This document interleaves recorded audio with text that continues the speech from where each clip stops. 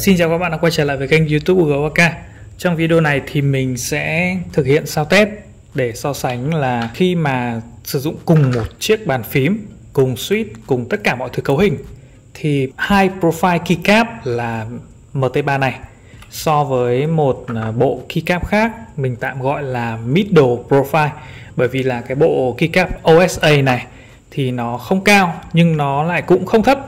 Bộ keycap OSA này thì nó có chiều cao thì sẽ cao hơn là Cherry Profile, cũng cao hơn XDA, nhưng các bạn có thể nhìn thấy ở trên video này thì nó lại cũng không đủ cao đến cái mức như là SA hay là MT3.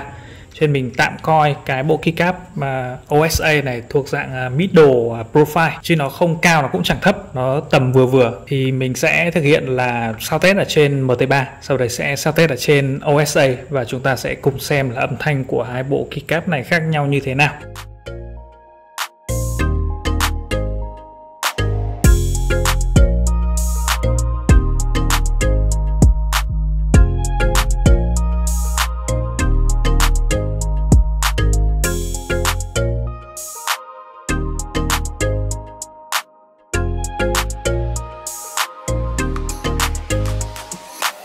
You try to play me, what you think you're doing? Cause I'm not the one that you should play with.